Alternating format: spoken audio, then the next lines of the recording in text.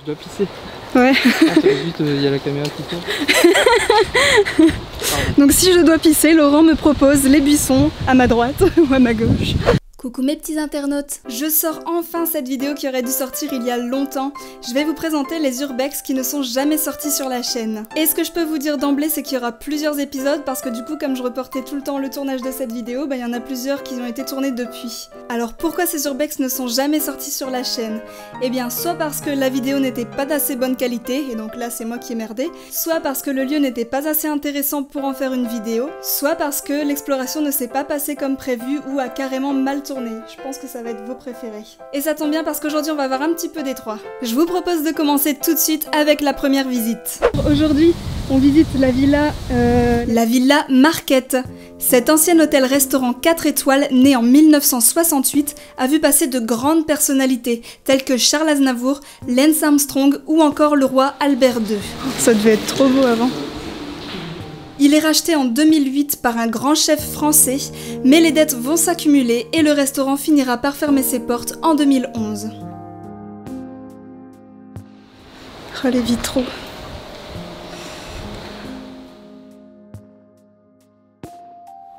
C'est vraiment dommage parce que ça devait être très beau avant.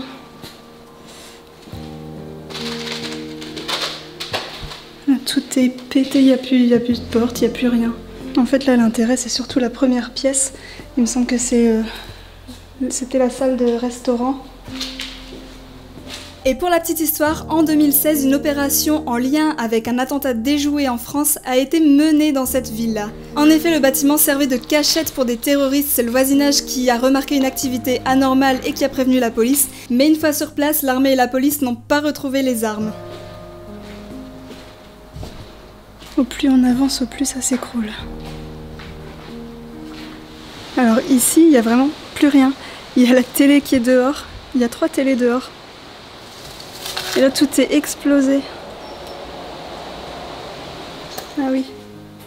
Ouais. Ça craint un petit peu.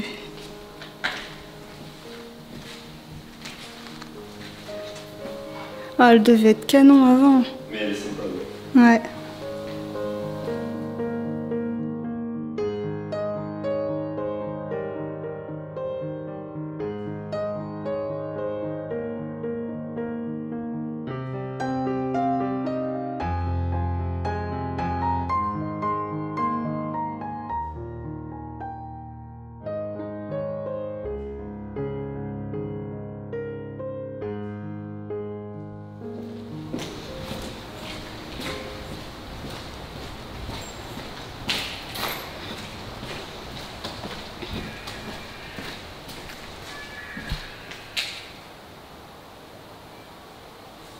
C'est quoi ce bruit?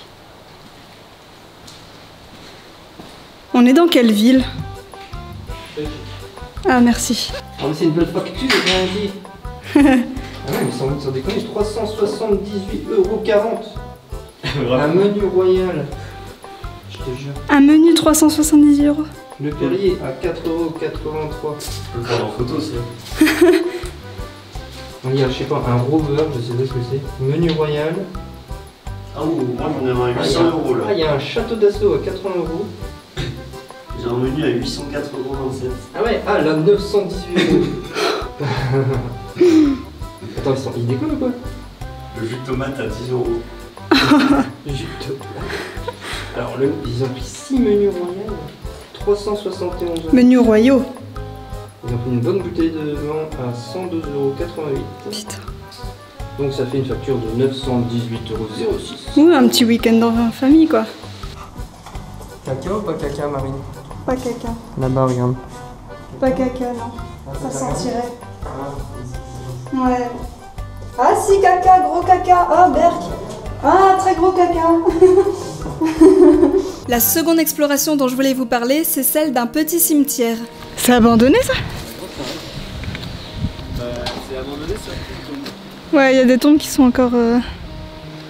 Et si cette vidéo n'est jamais sortie sur la chaîne, c'est tout simplement parce que déjà le cimetière était très petit, et ensuite parce qu'il n'était pas totalement abandonné, on voyait qu'il y avait encore des tombes qui étaient visitées par les familles.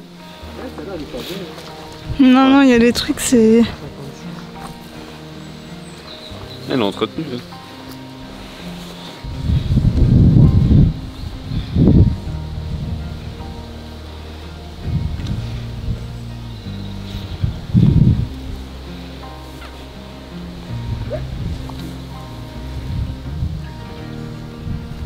Oh putain, il y a un nid de guêpes sous terre.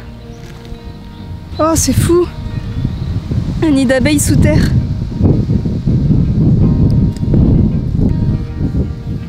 Ouais, je pense pas que je vais faire une vidéo ici. Cette exploration a eu lieu en novembre 2019. J'étais à ce moment-là accompagnée d'une autre personne qu'on appellera Albert, et on allait visiter une ferme. Donc on trouve la ferme assez facilement, et c'est là qu'on va faire une erreur, c'est qu'on va prendre un petit peu trop la confiance. Comme on est au milieu des champs, on se dit c'est bon, on est tranquille, il n'y a personne autour, il n'y a pas de maison en face, on va se garer juste devant la ferme. C'est vachement grand. C'est vachement grand, t'as vu, il y a ce bâtiment là, il est là.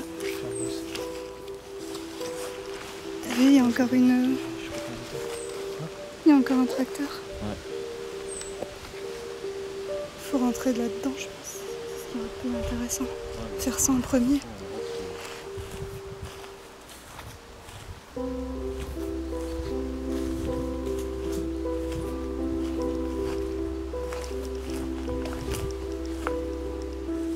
Ça peut être pas mal. Le début de l'exploration se passe super bien. La ferme est un peu vide, mais elle est malgré tout intéressante parce qu'il reste quelques meubles par-ci par-là, notamment un piano. C'est la première fois que j'en voyais un en urbex, du coup j'étais super contente.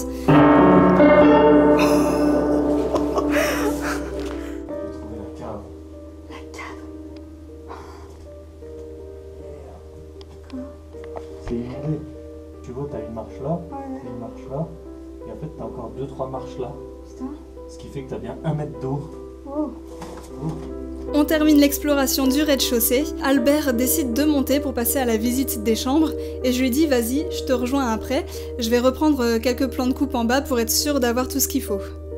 Et c'est là que je me retrouve seule, en bas dans la maison.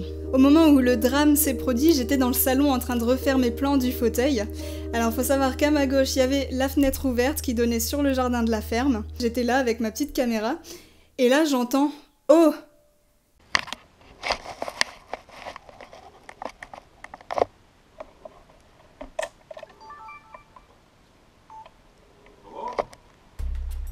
Quelqu'un qui m'appelle sur ma gauche. Et là, je peux vous dire que j'ai failli faire une crise cardiaque.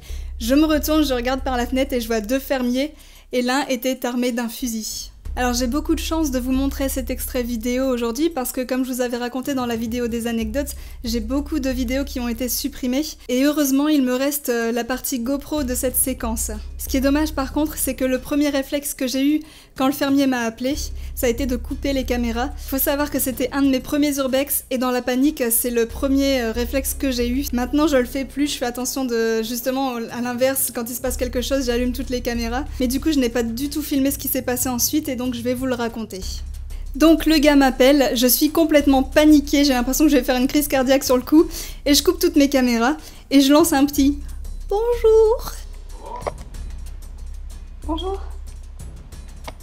J'appelle Albert qui est toujours à l'étage et qui ne sait absolument pas ce qui se passe, mais il a compris tout de suite au son de ma voix qu'il se passait quelque chose de pas normal et il est tout de suite descendu. Les 2 fermiers nous rejoignent à l'intérieur de la maison et commencent un petit peu à nous sermonner, ce qui est normal puisqu'on n'avait rien à faire ici. On leur explique évidemment ce qu'on est venu faire en restant calme et poli, mais le monsieur lui a un petit peu de mal à garder son calme, c'est celui qui est armé en plus, donc j'étais un petit peu paniquée. Pendant qu'il discutait avec Albert, j'ai eu le réflexe de retirer mes cartes SD en douce. Heureusement ils ne se sont rendus compte de rien, et j'ai bien fait parce que juste après ils m'ont demandé de supprimer toutes les images.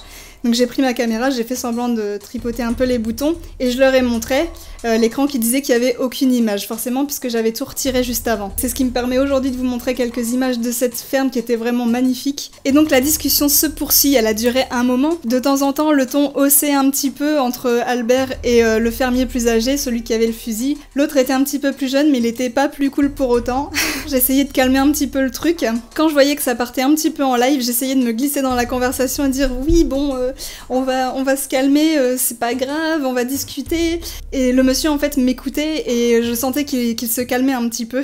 C'était un petit peu bizarre parce que des fois il se mettait un petit peu à rigoler avec moi et la seconde d'après il repartait en mode oui vous n'avez rien à faire là, je vais appeler la police. D'ailleurs 2 fois il a sorti son téléphone en disant je vais appeler la police. Il faisait mine de regarder un petit peu sur son portable mais il appelait pas.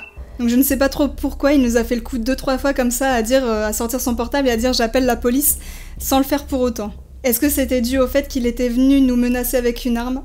Je sais pas, peut-être. Et ce qui était très stressant dans cette situation aussi, c'est que les 2 fermiers ne voulaient pas nous laisser partir, ils nous bloquaient vraiment à l'intérieur de la maison. Plusieurs fois on leur a dit « Ok c'est bon, on n'a rien fait de mal, on n'a rien volé, on n'a rien cassé, maintenant on va s'en aller. » Mais ils nous laissaient pas partir. Je sais pas combien de temps ça a duré cette discussion, ça m'a paru vraiment interminable. À la fin, les 2 fermiers ont demandé pourquoi je faisais ces vidéos.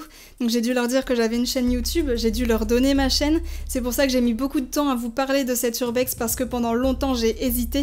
J'avais peur qu'ils voient la vidéo. Et donc même aujourd'hui, je suis pas très sereine à sortir cette vidéo, donc j'espère que tout va bien se passer. Heureusement ça s'est très bien terminé, ils nous ont laissé partir. J'ai entendu d'ailleurs par la suite que beaucoup d'autres personnes se sont fait attraper dans cette même ferme par ces 2 mêmes fermiers. Donc si vous entendez parler de cet endroit, s'il vous plaît, n'y allez pas. Déjà parce que tout simplement, l'un des 2 fermiers se servait de cette ferme pour stocker ses machines. C'est pour ça qu'il était inquiet de voir des gens entrer et sortir, ce qui est très compréhensible en fait. Voilà, je pense que parmi tous les urbex qu'on a fait aujourd'hui et qui ont entre guillemets mal tourné, c'est celui qui a été le pire pour nous. On peut dire qu'on a beaucoup de chance jusque maintenant. Ça me permet de vous rappeler que l'urbex n'est pas un jeu. Ça peut être très dangereux, c'est interdit, et que si malgré tout vous souhaitez le pratiquer, vous devez être conscient de tout ça et prendre des précautions. C'est ainsi que se termine cette première vidéo des urbex jamais sorties sur la chaîne. J'espère qu'elle vous a plu, en tout cas si c'est le cas, laissez-nous un petit pouce bleu, un petit commentaire, et n'oubliez pas de vous abonner sur la chaîne. En tout cas, on se retrouvera certainement pour un épisode 2, et j'essaierai de vous mettre un petit urbex qui a mal tourné parce que je pense que ce sont vos préférés. On se retrouve bientôt pour une prochaine vidéo. Salut!